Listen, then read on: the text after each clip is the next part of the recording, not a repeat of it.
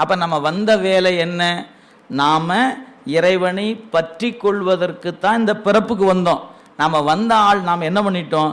வந்த வேலையை விட்டு போட்டு உடம்பை கூட்டுனா பாருங்க, உடம்பை பிடிச்சிக்கிட்டோம். ஐயோ எனக்கு இதுவே ரொம்ப சுகமாக இருக்குது, இந்த உடம்புலையே என்னை வச்சிருந்தா பரவாயில்லையே நினச்சிட்டு கிடக்கிறோம். இல்லையா, இது தற்காலிகமாக கொடுக்கப்பட்டதப்பா. நீங்கள் நான் புரிஞ்சுக்கிறக்காக ஒன்று சொல்கிறேன். அந்த அக்கறையில் ஒரு இன்பமான இடம், நாம் இங்கே ஒரு துன்ப காட்டுக்குள்ளே கிடக்கிறோம். ஒரு கப்பல் வந்துச்சு, எல்லாரும் அங்கே போனால் இன்பம் இருக்குது, வாங்க போகலாம் அப்படின்னு எல்லாரும் ஆசையாக கப்பல் மேலே ஏறிட்டோம்.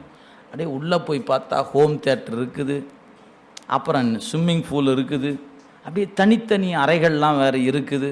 அப்படியே மாலை நேரம் வந்துச்சுன்னா மியூசிக் பார்ட்டி வேறு போடுறாங்க. இந்த பக்கம் போனால் ரம்மி விளையாடலாம், அந்த பக்கம் கோல்ஃபு விளையாடலாம். இங்கே அந்த கப்பலுக்குள்ளேயே எல்லாம் இருந்தது. பார்த்தோன்னே அடாடா, காட்டுக்குள்ளே கடந்தோம், இந்த கப்பலே நல்லா இருக்குது.